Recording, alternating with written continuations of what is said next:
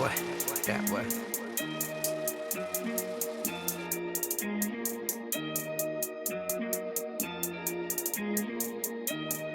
Cheers. You are now watching Create a Steady Hustle with Likquidcash.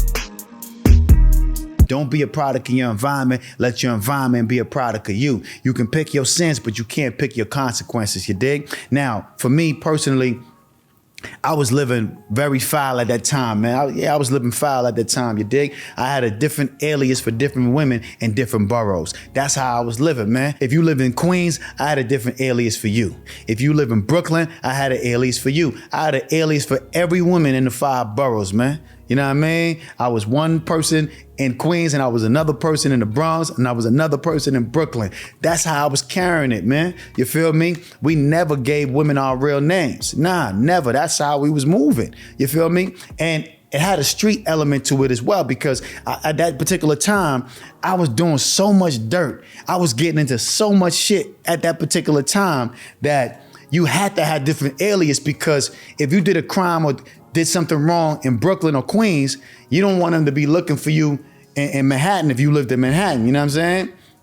Or better yet, if you lived in Brooklyn and you did some dirt in the Bronx and they looking for Timmy in the Bronx, but in Brooklyn, your name is Chris, you dig? They never gonna put 2 and 2 together because they looking for Timmy in the Bronx, but in Brooklyn, your name is Chris. So that was the dynamic, or that was the reason why I had different aliases in different boroughs, because I was getting myself caught up in all kind of different shit. So I had to have different identities, you know what I mean?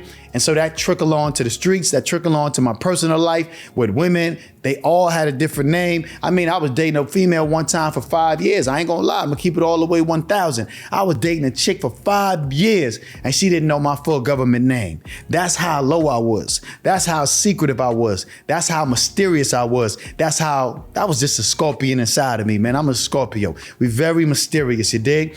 And yeah, somebody say that's crazy. How you was with a chick for 5 years and she didn't know your full government name? Man, listen, man, I was playing it like that, man. You feel me? I was doing it like that because you got to understand, at that particular time, I also was an immigrant at that time as well. So you dig, I wanted to be very low key. I didn't want everybody to know my business. I didn't want everybody to know everything about me because you dig, you never know. You know what I'm saying? You never know. I was being very cautious. I was always in survival mode, you dig? So yeah, man, 5 years. She didn't know my full government name. And when she found out, she's like, damn, I couldn't believe it. You really kept that away from me for that long? I said, yeah, I did. But you know, it was for your benefit, man. You know what I mean?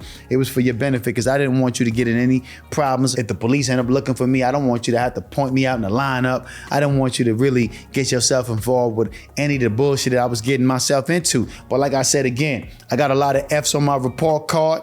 It is what it is. You know what I'm saying? I'm not squeaky clean.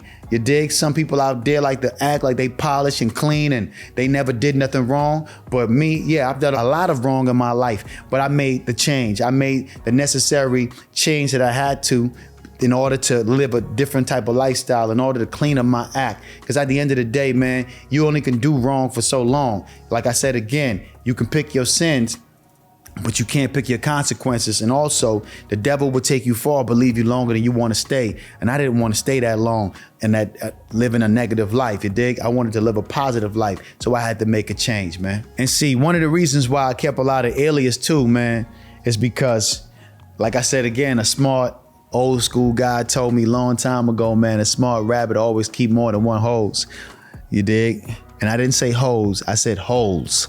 You dig? A smart rabbit keep more than one holes. You know what I mean? And I consider myself at that time to be a smart rabbit. So I always kept different women in different boroughs that I can definitely, you know, hide out at. You dig? Call it the honeycomb hideout. A chick, you know, sometimes you want to get low. You go all the way to Staten Island. You dig? Or you go all the way, I used to go all the way to White Plains when I want to get low, man. You know what I mean? I had a chick all the way in White Plains. I wanted to get low key. I'd be out there for a month and just chilling, you know what I mean? That was just how I was giving it up. That's how I was moving, man. That was my lifestyle at the time. But like I said again, I'm a changed man now, and I definitely reformed. But I realized in hindsight that I was keeping all those aliases and having all those different personalities because I was reinventing myself. Every time I went to another female crib, I was reinventing myself. I was a different person. If that female knew me as Sean, then I was conducting myself as Sean. If I went to Queens and the female knew me as Sincere, then I was conducting myself as Sincere in that particular element. And when I look back at it, same thing when I moved to, Atlanta, or when I moved to New York, or when I moved to Las Vegas, I realized each time I moved to a different place, I had a different alias. I had a whole different style. I had a whole different getup. You dig? Like when I moved to Atlanta, I was more low key.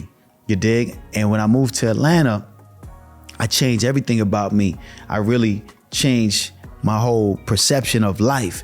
You dig? In New York, I was wild, all over the street, just, hurry up trying to get it, moving fast, like a chicken with his head cut off. You dig? You know how it is in New York City, man. You on a hustle bustle type of vibe. You moving and grooving. You ain't waiting on nobody, you dig? You trying to get it by any means necessary. That was the mentality being in New York City. But when I moved to Atlanta, I was a little bit more reserved. I was still on that get it by any means necessary, but it was a little bit more reserved. I wasn't outside as much. I was more low key, and I wasn't trying to make friends. My persona, my personality in Atlanta was, let me get to the bag. Don't go clubbing. Don't do no partying.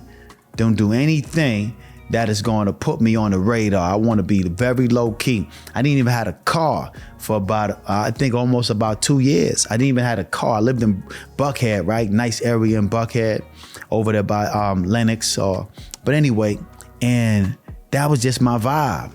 I think I had a motorcycle after the first 6 months. I bought a motorcycle, but I was just getting rentals and, moving from one state to one state, doing my thing.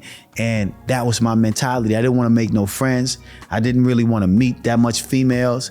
I probably met one female. Nah, I ain't gonna lie. I met a few females in Atlanta, but one that I took serious, you know what I mean? And we was busting moves and doing our thing at that particular time. But like I said again, I reinvented myself. I was more low key. I was a little bit more reserved. I was more focused. I even dressed a little bit different. I even conducted myself in certain environments a little bit different because, like I said again, I didn't know it, but I was reinventing myself, you dig? And same thing when I moved to Vegas, same exact thing, you dig? Switch up. I reinvented myself again. Different alias, different name, not as far as government name, but just the alias change, you dig? So people know me as different things based on the times you met me in your life. If you met me in the Bahamas, you knew me as one thing. If you met me in New York, you knew me as a whole different person. If you met me in Atlanta, you knew me as someone else. If you met me in Las Vegas, I had a whole different alias, whole different persona. Reason being is because I'm in a new environment. I wanted to adapt to my environments. I wanted to see what was going on. So at the end of the day, I changed up based on the environment, but I didn't change me, the core person that I am.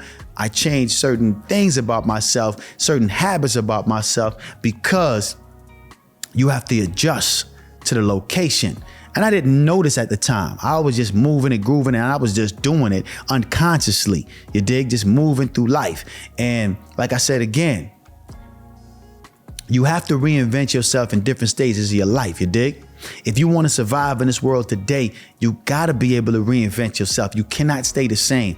And the thing about it is this: you can reinvent yourself too in a negative way. Because like I said again, moving to Vegas, I reinvented myself, but I picked up habits along the way that wasn't really mine. So you got to be aware of that as well. I picked up the habit of gambling. That wasn't who I was in New York City. That wasn't who I was in Atlanta. That wasn't my persona and personality when I was in these different places. I picked that personality up when I was in Vegas. You know what I mean? Drinking a little bit more and partying a little bit more and, gambling a little bit more, taking a little bit more risk. See, I took risks in New York and different places, but I was taking different type of risks in Vegas. I was gambling with my money, and that's the type of risk you don't want to take, because at the end of the day, man, these casinos isn't built up on winners, man. They built up on losers. You feel me? So I eventually started losing, but I had to peel back the layers and really understand, hold up, where did I get this from?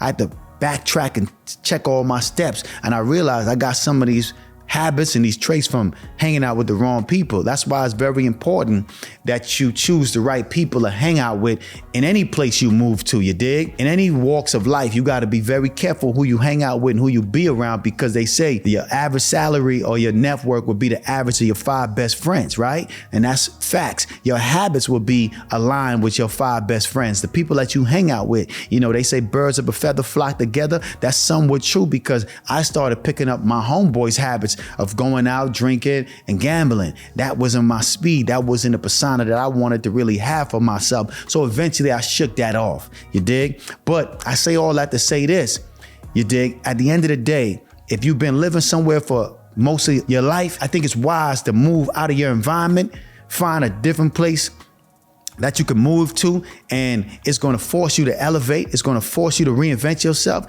It's gonna force you to do things a little bit different, because a new environment will have you thinking a whole different way. When I moved to Atlanta, for some reason, my mind started moving a little bit slower. This is one of the reasons I moved from Atlanta, because I realized that, damn, everybody moving slow. The cashier is slow. The bank teller at the bank is slow. When I go to order my food, the person at the register is slow. They moving slow. Now, they're very intelligent people, but they move a little bit slow. Being in New York City, everything is hustle and bustle. Everybody moving fast. They shaking and baking. You dig? They doing their thing. They bumping into people. They being rude. That's New York City. You dig? And I was used to that, but being in Atlanta, I had to slow it down. And when I noticed that I was slowing it down and my brain started slowing down, then I realized, okay, I need to get what I need to get from Atlanta and make a transition. And Vegas was a great place for me because it was fast, but not too fast. It had the hustle and bustle type of vibe, but you can be a little bit more reserved too if you live on the outskirts. You don't have to be involved in the melee, but you could also be involved in it if you want to. And you could also have that residential lifestyle if you want to as well. So that fit perfect for me, so I can have the duality of both, and I could adapt to that whole, you know what I mean, environment because of who I am, coming from New York, being in Atlanta. Now I could have a little bit of both, you know what I mean? So I know I'm kind of, rambling on and talking too fast, but I want y'all to really catch what I'm trying to say. Matter of fact, I ain't talking too fast, you listening too slow. You dig? Sometimes I spit it like that because that's just the way I'm feeling, baby. You know what I mean? Y'all just got to pay attention and listen a little bit faster and understand that everything I'm going to say has a jewel in it. So you got to really catch the jewel. You dig? Yeah.